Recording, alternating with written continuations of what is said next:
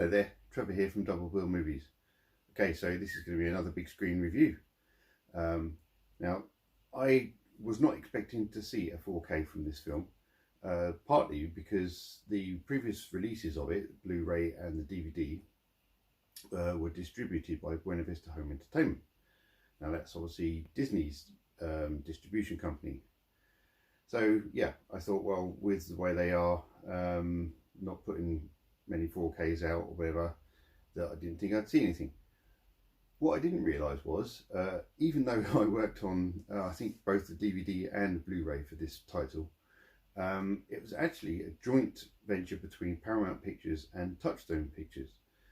So Touchstone is why Buena Vista distributed it, because that's generally who Touchstone gets distributed by.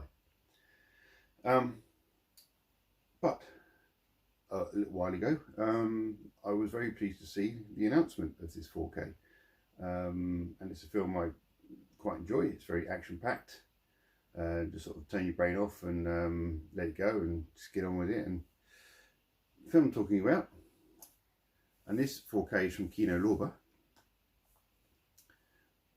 is Face Off, starring John Travolta and Nicolas Cage. Now, let me show you this. So,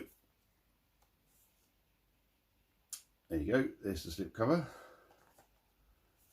And this is some alternate artwork that I've never seen before. Well, I mean, I've never really seen that artwork, but this is pretty cool, I have to say. That is the reversible art, so the normal art is just the same as the slipcover.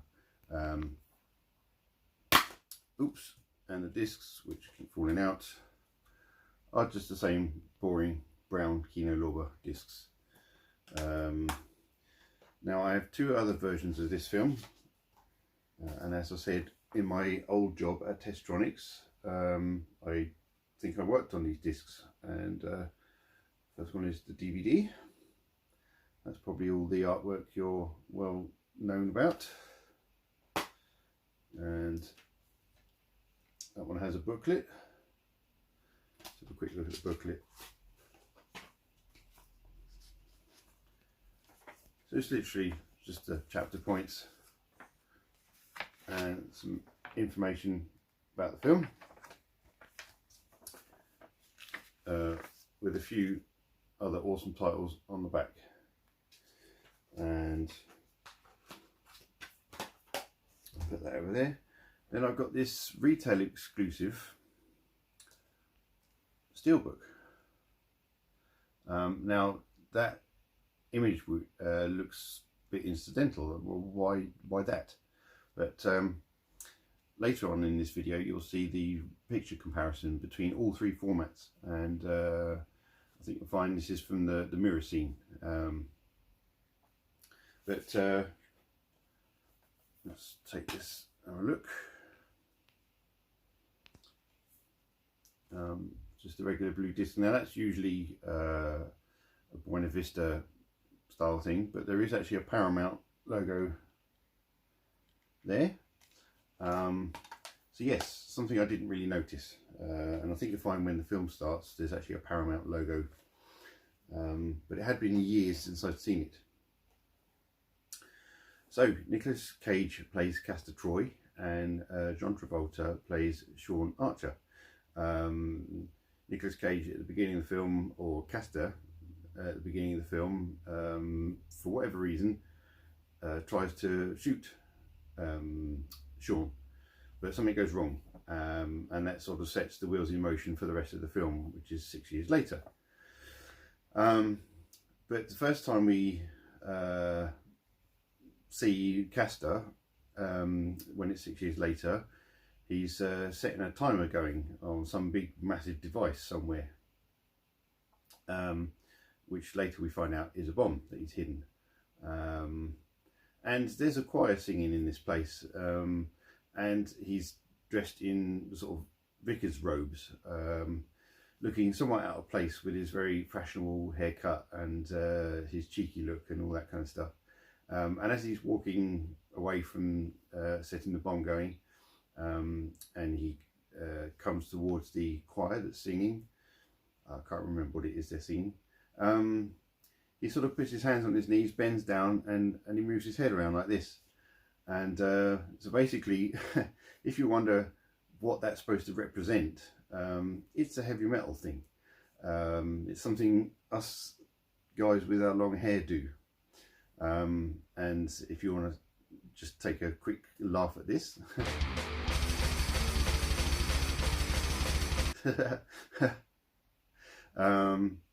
Yes, that's basically what he was doing, but without the hair. So yeah, there you go.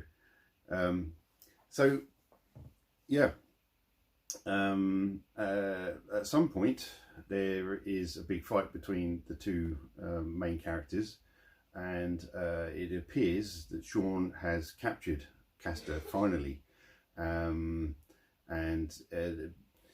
he gets, his face gets very burnt, and not his face, but he gets very burnt and sort of rather beaten up by a jet engine, I think it was. Anyway, Castor ends up in a coma, and they decide that the only way to find out where this bomb is to go and speak to his brother. Now, the best person to speak to his brother would be Castor himself, but with him in a coma, can't get him to do that. So they devise a way of taking Castor's face off Castor and applying it to Sean Archer's face. And so yes, that's the face off, and that's the swap. It's pretty grim, but they don't show that much. You know, I think it would have had a much higher rating if they showed a lot more, but it's very nicely done. So yeah, a bit of science fiction going on there as well, and everything. You can probably do various transplants these days, but in the way they do it in this film, it's a bit more science fiction like. So yes, Sean ends up becoming Castor, and that's very strange for him, having spent 6 years chasing him and learning everything he can about him. So he ends up basically in the slammer where his Castor's brother is, and yeah, he's got to convince him that he is Castor. I think it's nicely done. And then of course Castor gets a visitor, which of course is not Castor, it's Sean. So who's Castor getting a visitor by? Turns out to be Sean, or Castor as Sean. Following me? So basically he's been woken out of his coma and decided to put Sean's face on his, and this, that and the other. So yes, it's a very, very well put together film. Now you've got two different actors, two very big Hollywood stars. One playing the cheeky sort of over the top bomber, killer, terrorist, whatever you want to say, in Castor Troy, played by Nicolas Cage. And then the Secret Service agent, that's the agency that's so secret, you know, they don't even know where their own building is, kind of thing, and that sort of stuff. They don't exist. And played by John Travolta. Now, when they're in these roles, they play those parts very well, and it seems quite natural. And then you sort of think, well, how is it going to work when they swap and they have to change personalities? I think John Travolta does a great job as Castor Troy, but personally I think Nicolas Cage does a better job doing both parts, when he's Castor at the beginning, but when he's Sean later on. And you know, although he's playing Sean pretending to be Castor. So you see how confusing it can be, but if you watch the film, it makes sense, perfect sense. So overall, I actually think Nicolas Cage is a better actor. Just the emotions and the subtleties that he puts into his performance are really, really impressive. There was a few little subtleties that John Travolta put in near the end that I felt really were really natural and believable and everything. And but there you go. So that's the premise, the basic premise of Face Off. If you haven't seen it, I urge you to get this 4K. I'll show you it again so you know what I'm talking about. Now I think I got mine through Wow HD. You might be able to get it through Amazon.com, so the US Amazon, and because obviously Kino Lorba do not ship to the UK or outside of the US actually, so bit of a shame, but we can still get hold of their content. Let's have a look at some images. Okay, so these are the 3 sets of pictures that I took from the DVD, the Blu-ray and the 4K of Face Off. Let's start with the DVD ones. So this is obviously John Travolta playing Sean Archer. Now if you look at the colours behind him, very vibrant green, and I'm guessing the patio there looks wet, but there's a lot of red in his skin, his forehead and everything. Then if we go to this one, again there's quite a bit of red in the tone of their skin. It's not horrendous, you know, it still looks quite natural. And the greens don't look too bad in the background. Then this is Castor's brother, can't remember his name, but yes, he's spying on Sean, who's actually pretending to be Castor, and he's conspiring with the real Castor, who's pretending to be Sean. And this is the one I told you about. This is where I think the cover for the steelbook comes from. Once they shoot, that is, because they haven't shot anything yet. But this is quite the scene where they're finding it okay to sort of want to shoot each other, because the image they're seeing isn't themselves, if you see what I mean. Okay, so then let's go to the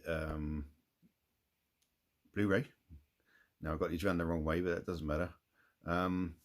So I'd say the colours look a bit more vibrant there.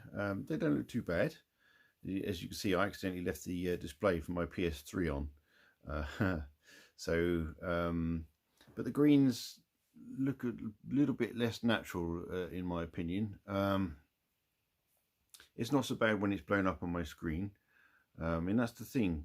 Essentially, seeing these images small, you know, shrunk down on my phone, and okay, you're looking them at whatever size your screen is, and you may start to get a little idea of what it's like on my screen. Then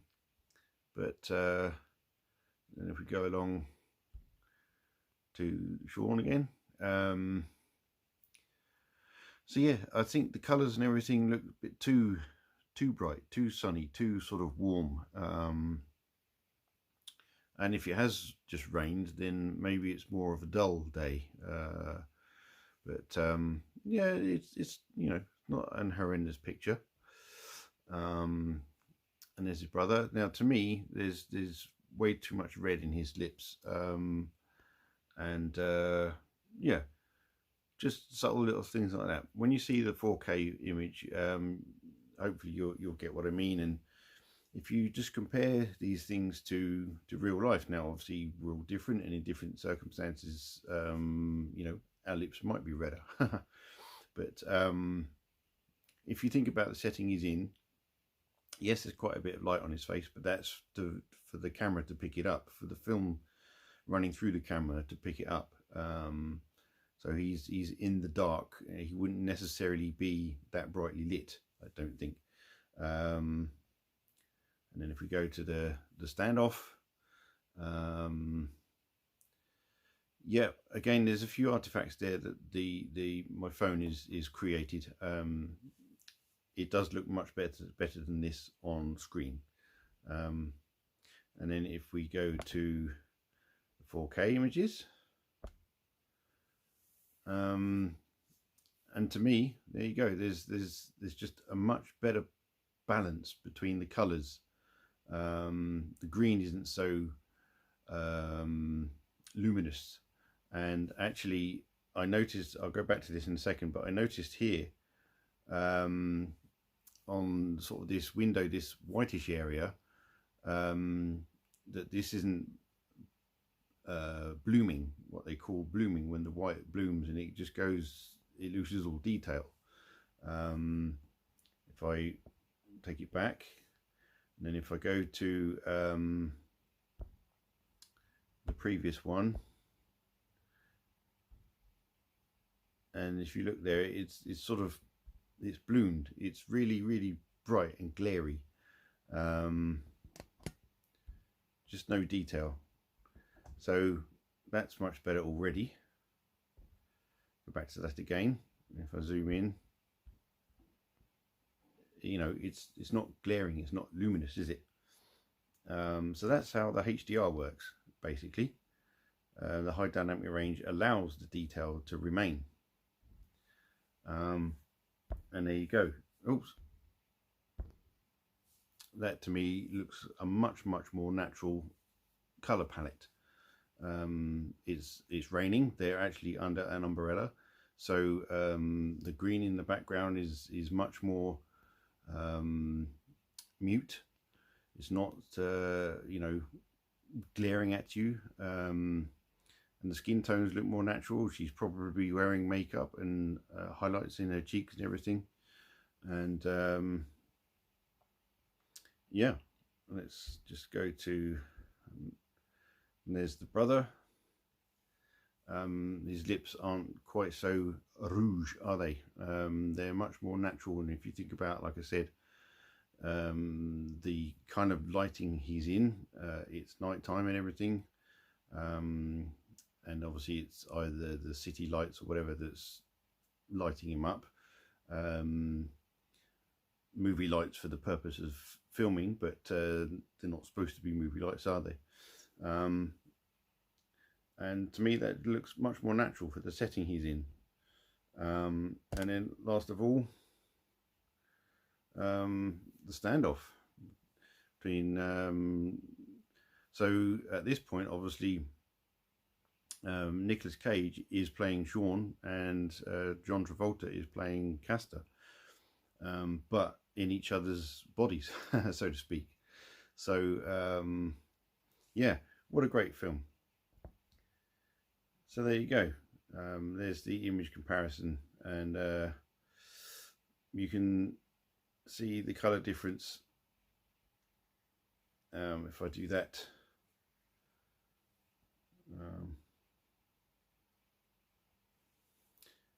so yes, so there you go. 3 different formats of the same film, and you know, they've all looked pretty good over the years, but I think the 4K, it was a stellar looking picture. It was a wow factor whilst I was sat watching it. I was really impressed with how clean it looked and how nice it looked. Bearing in mind, it's, you know, it was a much more modern film, so techniques of looking after the film stock, and you know, not having too many decades of age and wear and whatnot on it, must have kept it in really good condition.